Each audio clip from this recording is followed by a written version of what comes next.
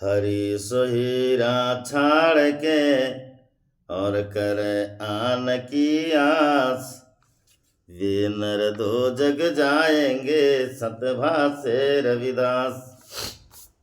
तो प्रेम पंथ की पालकी रविदास बैठियो आय। साचो स्वामी मिलन को आनंद कयो न जाए। तो ऐसा चाहूं राज में जहाँ मिले सबन को अन्न। छोट बड़ो सब सम बसे रविदास रहे प्रसन्न। तो यादी अपने इष्ट की और मन में धरिए आस। और देवना पूजिए पूजिए गुरु रविदास। जपो जी सतनाम हरि हरि हरि। राग गौड़ी पूर्वी शब्द 13 पेज नंबर 23 में एक ओंकार सदगुरु प्रसाद वाणी रविदास जी महाराज जी की। आइए शब्द को पढ़ते हैं। सगल भवन के नाई का एक क्षण दरस दिखाओ जी। सगल भवन के नाई का एक क्षण दरस दिखाई जी। हो एक क्षण दरस दिखाई जी। एक क्षण दरस दिखाई जी। सगल भवन के नाई का एक क्षण दरस दिखाई जी। हाँ कूप भर्यो जस दादरा कछ देश विदेश न बूझ। कूप भरो जस दादरा कछ देश विदेश न बूझ। ऐसे मेरा मन बिखिया बिमोहिया। ऐसे मेरा मन बिखिया बिमोहिया। कछुआर पार न सूझ। एक क्षण दरस दिखाई जी। सगल भवन के नाई का एक क्षण दरस दिखाई जी। मलिन भई मति माधवा तेरी गति लखी न जाई। मलिन भई मति माधवा तेरी गति लखी न जाई। करहु कृपा भरम चुकई।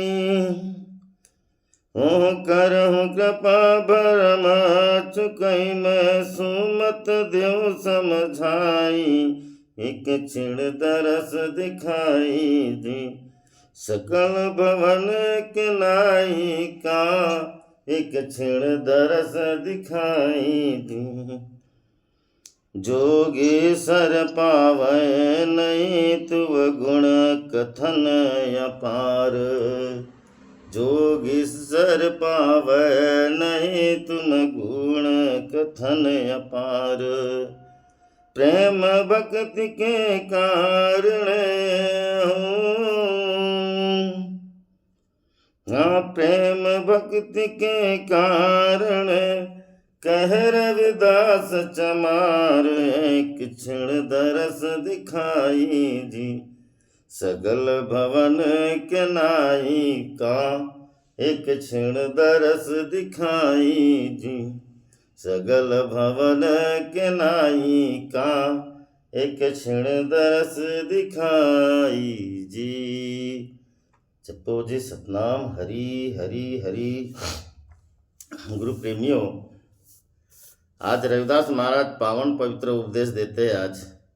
और वे कहते हैं ऊंची सोच का ऊंचा नतीजा। कहे काका सुन रे भतीजा। कहने का तात्पर्य है महाराज कि आज हमारी सोच कैसी होनी चाहिए। आज यह उपदेश देते हैं रविदास महाराज क्योंकि जिसकी जैसी सोच महाराज वैसा उसका जीवन है। जीवन किस पे आधार है? आपकी सोच के ऊपर। अगर ऊंची सोचोगे, ऊंचा कारवा करोगे, और सोच अगर नीची होगी तो काम नीचा करोगे। क्यों? जीवन के मोड़ पे हर पल एक सोच का, विचार का जो भाव उत्पन्न होता है, विचार बिना विचारे काम करे सो पाछे पछताए, काम बिगाड़ो आपनो जग में होत हसाए। तो अगर विचार अगर पवित्र हो, शुद्ध हो, तो आपकी कीर्ति बढ़ेगी। विचार अगर गलत हो, सोच अगर घटिया हो, तो जो कीर्ति बढ़ने वाली है वो ना बढ़ते हुए उल्टी घटेगी और निंदा के पात्र बन जाओगे। इसीलिए आज रविदास महाराज यही हमें समझाते हैं कि बेटा, अब जीवन में हर मोड़ पर सुख दुख आते हैं, हर पल पल सुख दुख आते हैं, मगर अपनी सोच को बनाए रखना। उदाहरण दे यहाँ पे, कूप भरियो जैसे दादरा कछु, देश विदेश न बूझ। सदगुरु रविदास महाराज कहते हैं, कूप यानी कुआं, दादरा यानी मेंढक। कूप भरो जैसो दादरा, कुएं का मेंढक कितना सोच लेगा। कुएं में जो मेंढक रहता है वो क्या कहता है कि दुनिया इतनी ही बड़ी है, इतनी बड़ी, कछु देश विदेश न पूछ। कहीं देश विदेश की उसको कोई जानकारी नहीं रहती, खबर ही नहीं रहती महाराज। क्योंकि कुएं के मेंढक की सोच ही थोड़ी सी है।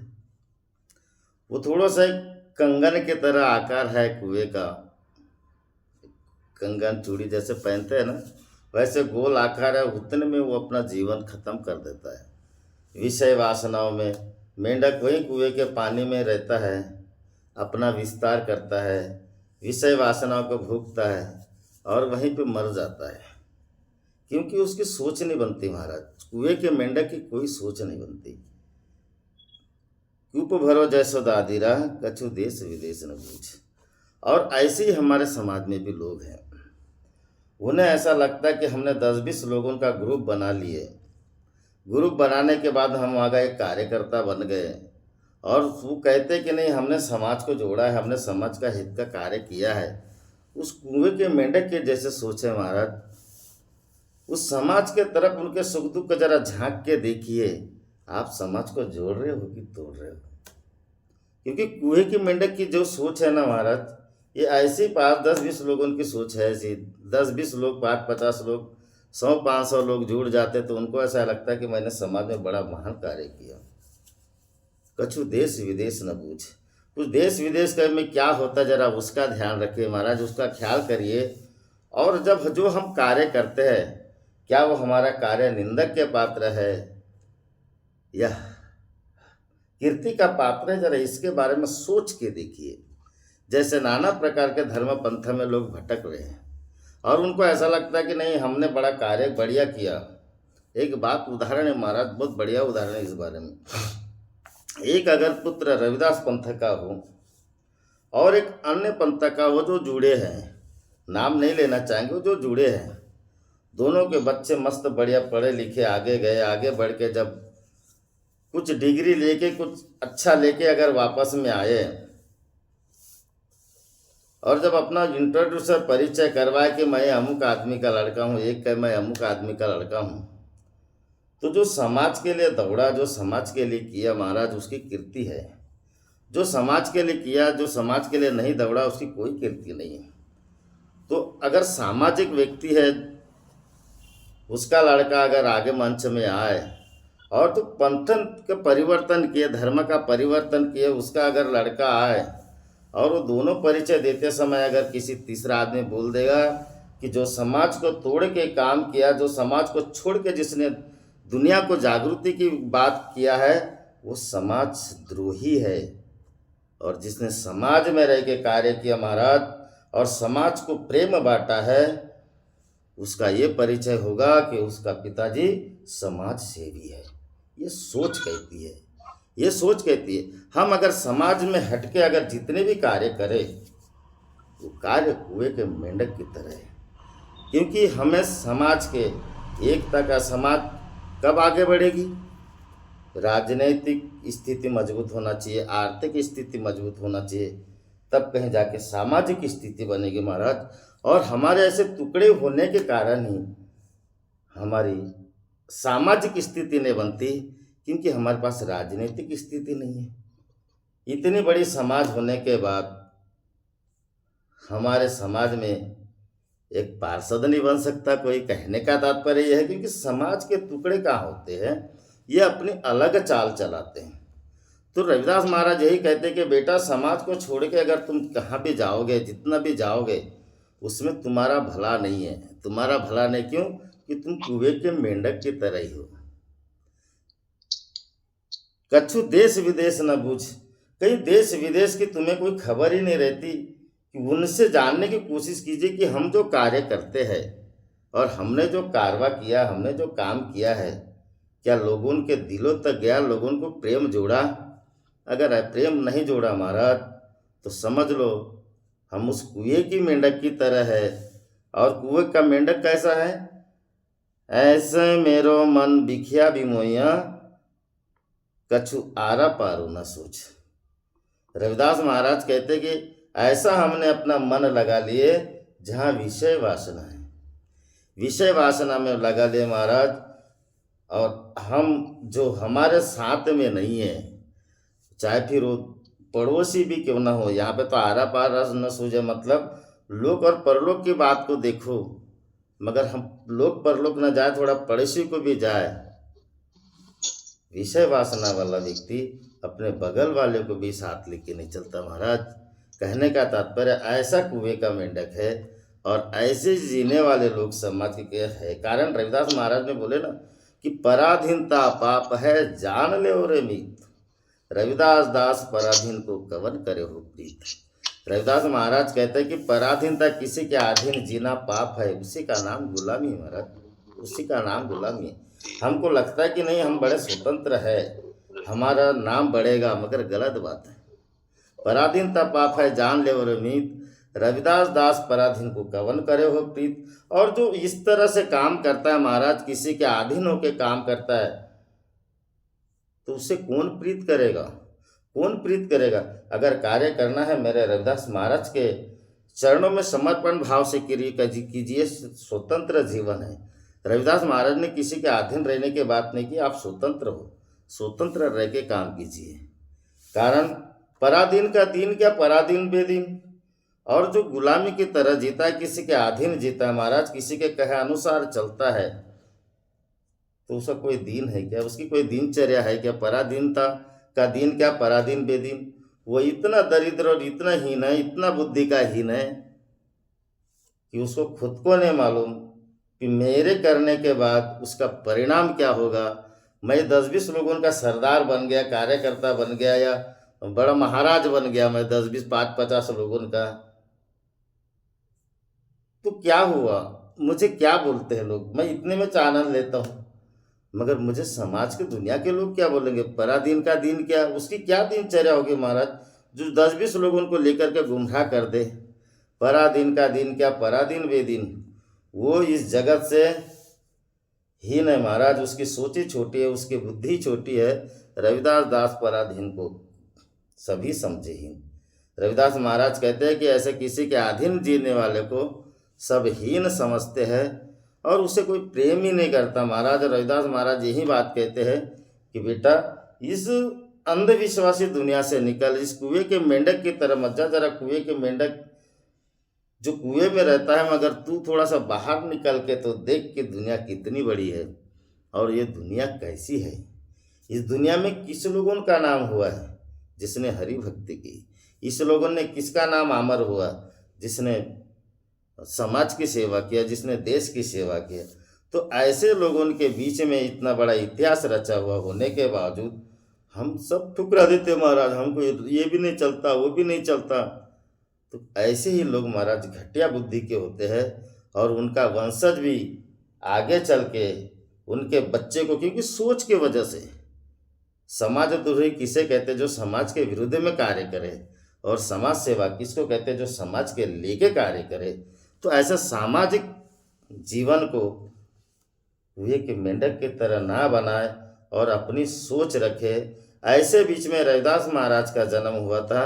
तो रविदास महाराज ने स्पष्ट बोले कि इस जंजाल से निकलिए, सकल भवन के नायिका, एक क्षण दरस दिखा दी। प्रभु मुझे एक क्षण ऐसा दरस दो ताकि मैं इस जंजाल से मुक्त हूँ।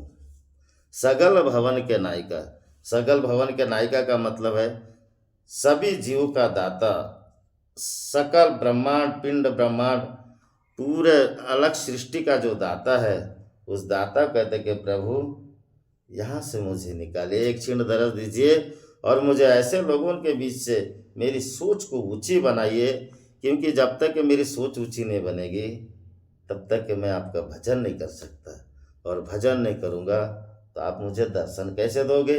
आगे रविदास महाराज कहते हैं, मलिन भई मति माधवा, तेरी गति लखी न जाए।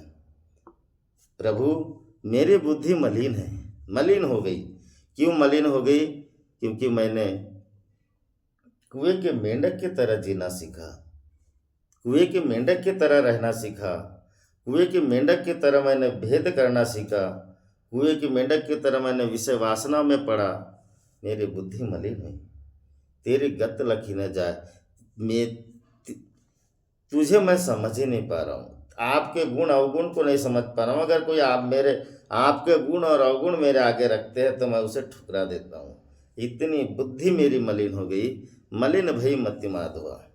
ये लोग कैसे होते महाराज? जैसे रविदास महाराज कहते हैं, त्रिगत जोनी अचेत संभव पुनः पाप असोच, मानु खावता दुर्लभ ही संगति पूछ।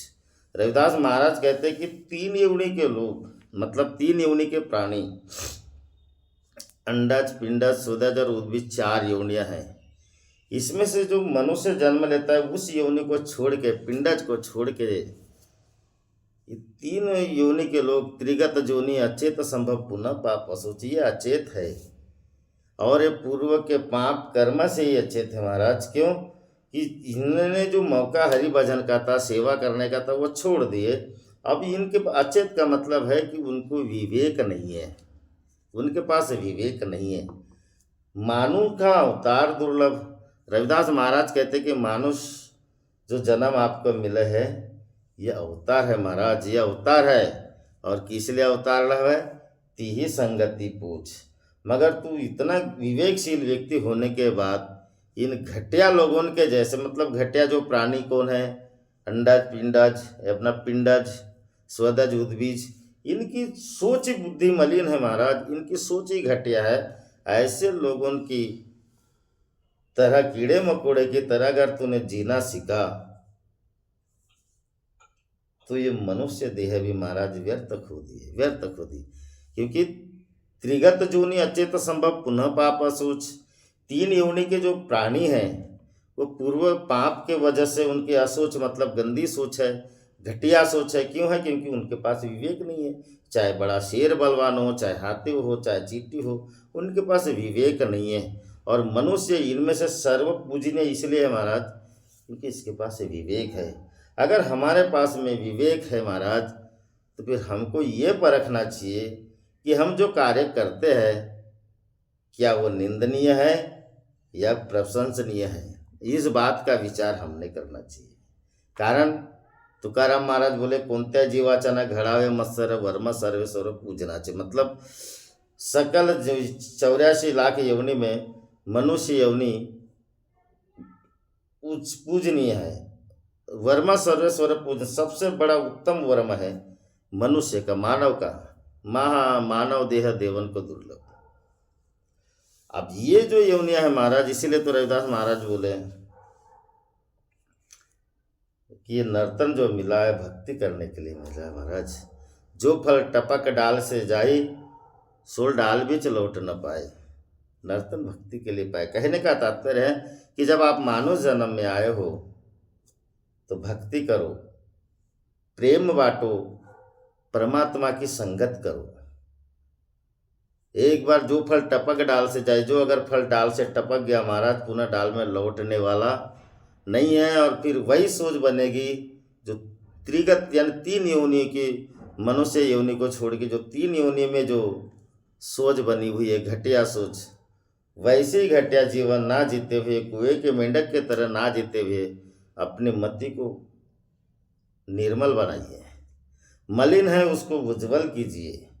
सदगुरु की शरण लीजिए। अगर आप मनुष्य हो तो, आप मानव हो तो, आप सोचिए हमारे इतने बड़े महान संत रविदास महाराज हुए, किसके वजह से हुए? परमात्मा की भक्ति करने के, मतलब कैसी भक्ति के? निर्मल भाव से भक्ति किए, जिनके पास कोई अभेद नहीं। मलिन भई मति माधवा तेरी गति लखी ना जाए। प्रभु मैं आपको नहीं लग सकता। आप कैसे हो? आप गुणी हो, आप करुणा के सागर हो। मैं भला आपको क्या लख लूँ? मेरी मलिन बुद्धि को पवित्र कीजिए। आगे यही बात रविदास महाराज, कच करहु कृपा प्रभु, करहु कृपा प्रभु चुकई, मैं सुमति देहु समझाए। और रविदास महाराज कहते हैं कि प्रभु मुझ पे कृपा करो, मुझ पे कृपा करो, और जो मेरे दोष है इनको हरण करो, कुबुद्धि को मेरी हरण करो, और मुझे सद्बुद्धि प्रदान करो। मुझे सद्बुद्धि प्रदान करो ताकि मैं एक जो कुएं के मेंढक की जो घटिया सोच है महाराज, ऐसे जीवन मुझे जीना नहीं आता। रविदास महाराज साक्षात यहाँ पे बात करते कि मुझे ऐसा जीवन जीना नहीं आता जो उतने में ही अपनी दुनिया समझ ले।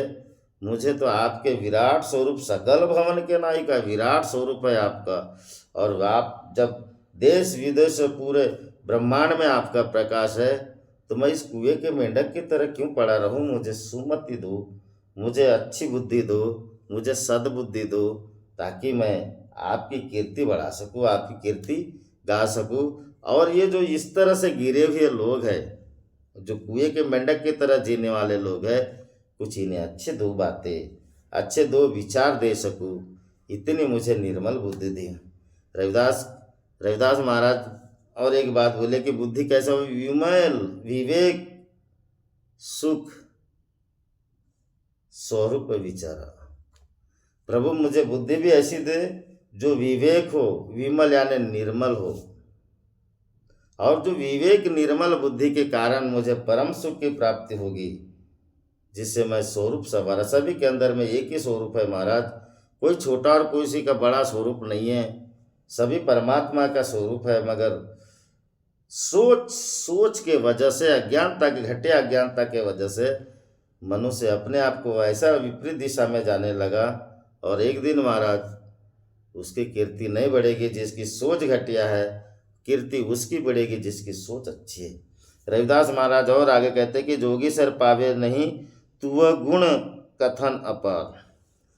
बड़े बड़े जोगी, जपी, तपी, सन्यासी ये आपके गुण को नहीं पा सके, परमात्मा के गुण को इन्होंने नहीं पाए। चाहे फिर बड़ा महान त्यागी हो, उसको रात दिन झूले में झुलाते हो, चाहे झूले कांटे के झूले में झूलता हो, चाहे कांटे की सेज सैया में सोता हो, ऐसे बड़े बड़े जोगी हो, बड़े बड़े तप किए हो, इनने परमात्मा के गुण को नहीं पाए महाराज, इन्हें नहीं पाए। जोगी सर पावे नहीं तो वो गुण कथन अपार, तुम्हारे गुणों का बखान इन्होंने नहीं किया। कथन यानी बखान करना, और अपार यानी विराट है, आपका गुण अपार है, अगाध है। कहे रविदास अकथ कथा बहु काहे करी जय, जैसा तू तैसा तू ही क्या उपमा दीजिए। इनका कथा, इनका गुण, परमात्मा का गुण अपार है, मगर बुद्धिहीन होने के वजह, घटिया सोच होने के वजह से ऐसे परमात्मा के ज्ञान को ठुकरा कर मनुष्य अपना अस्तित्व बनाता है कि 10-20 लोगों का मैं कार्यकर्ता बन गया, 10-20, 5-50 लोगों का नेता बन गया, और मैं 5-50, 100, 1000-500 लोगों का महाराज बन गया, मैं अपना स्वामित्व निभाऊँ। ये गलत है महाराज, और ऐसी घटिया सोच के वजह से समाज के टुकड़े होने का यही एक कारण है, यही एक कारण। तो रविदास महाराज यही बात कहते हैं कि बड़े बड़े जोगी, जपी, तपी, सन्यासी इन लोगों ने नहीं पाए। उदाहरण है महाराज एक नानक साहब का, बहुत बढ़िया उदाहरण। नानक साहब अपने रास्ते से जा रहे थे, उन्होंने देखा छोटे भाई को अपने घर के गेहूं उनके घर में डाल देते थे, घर में बीच में दीवार आड़ी थी, डालते थे। जाते समय देखा, उन्होंने देखा तो दंग रह गया। कोई चुराए तो आदमी सोचे, कोई दे रहा है तो बड़ा विचार आता है महाराज कि अपने घर का बड़े भाई के तरफ में डाल देना, विचार की बात है। वो गए, फिर वापस हुए, वापस हुए तो बड़ा भाई छोटे भाई को गेहूं देता है। नानक साहब ने यह नज़ारा देख के, यह चमत्कार देख के बड़े दंग रह गए, बड़े दंग रह गए। उन्होंने पूछा कि हे भाई, तुझे कम जाते चुरा लेता वो अलग बात है, तो इनको दे रहा ही क्या बात है। छोटा भाई कहता है, प्रभु जी, नानक बादशाह जी, मेरे भाई ने बड़ी मेहनत की, हम छोटे थे और उस मेहनत करके हमें संभाला, अब आज उसमें करने की क्षमता नहीं है, कहाँ जाएगा, कहीं उसको कम ना चले जाए करके मैं अपने तरह के गेहूं देता हूँ, इसीलिए मैं देता हूँ। बड़े भाई को पूछा तो बड़े भाई कहता है, नानक बादशाह जी, छोटे भाई क्या मेहमान ज्यादा आते हैं, वो पहले से ठाट बाट में जिया, कहीं उसको कम ना चले जाए करके मैं देता हूं, मैंने अपना जीवन जैसे बिताया वैसे बिता लूंगा। नानक साहब ने बोले, यही प्रेम के लिए बड़े बड़े महान त्यागी, जपी तपी सन्यासी को देने के लिए हम गए, वो मूर्ख इतने घमंड में छाए कि योग साधना में ही डूबे पड़े हैं, ऐसा प्रेम नहीं पाए। धन्य है आप लोग जो आपका प्रेम देखकर। तो महाराज, ऐसी मति आनी चाहिए, ऐसी सुमति आनी चाहिए। ये मति किसे है? आप जैसे लोगों को है, जिन्होंने अपने परमात्मा से प्रीत जोड़ी, परमात्मा से भक्ति की। महाराज, आप लोगों को ऐसा प्रेम है, बड़े बड़े जोगी सन्यासी जपी तपिन को नहीं है। ये तो हट के कारण इतने मद मस्त हो चुके हैं कि कभी इनका जीवन ही सफल नहीं। वैसे बड़े बड़े त्यागी है, उसके त्याग में एक क्या थोड़ा सा त्याग कर लिया, थोड़ा सा क्या प्रकट हो गया, मन का भूत भगा नहीं, तन का भूत भगा, मन के विचार भगे नहीं, तन की तड़प भागी। उससे क्या होगा महाराज, क्या होगा उससे? मन के अंदर में प्रेम बसना चाहिए, मन के अंदर में प्रेम रूपी महारानी गंगा प्रकट होना चाहिए, तब कहीं जाके मन चंगा। तो कठोत में गंगा, यूं ही नहीं बोले रविदास महाराज ने। आगे रविदास महाराज कहते हैं कि जोगेश्वर पावे नहीं तो गुण कथा अपार, आपके गुण प्रभु अपार है, प्रेम भक्ति के कारण है, कहे रविदास चमार। रविदास महाराज कहते हैं कि सिर्फ में प्रेम भक्ति के लिए ही आप भक्ति करते हो, कैसे करते हो इसके नहीं मालूम, ये नहीं मालूम मुझे आप कौन से देवी देवता को मानते हो, कि कौन से देव को मानते हो, कि किसके शरण में जाते हो, कि किसकी संगत में रहते हो, ये नहीं मालूम मुझे, ये नहीं मालूम। बस प्रेम भक्ति करो। कोई भी आप धर्म में रहते हो इसकी बात नहीं है महाराज, मगर प्रेम भक्ति तो करो। जिस दिन प्रेम भक्ति करोगे, आपके अंदर में सागर उमड़ जाएगा, सागर उमड़ जाएगा। अब प्रेम भक्ति कैसी करें?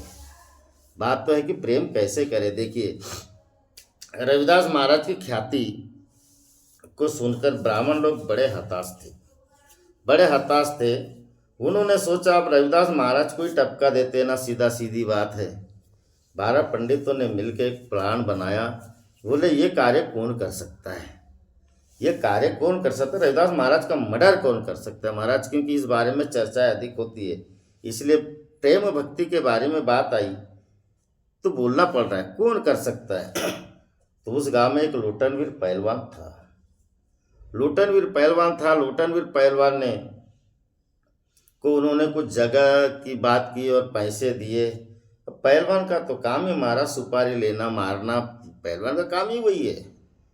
तो उन्होंने हाँ किया, बोले कैसे करेंगे। तो उसने प्लान बनाया लूटनवीर। जब लूटनवीर के घर में जब आए थे ये पंडित लोग, उसके घर वाले ने उन्हें देख ली थी महाराज, घर के अंदर में बात किए उन्होंने देख ली थी।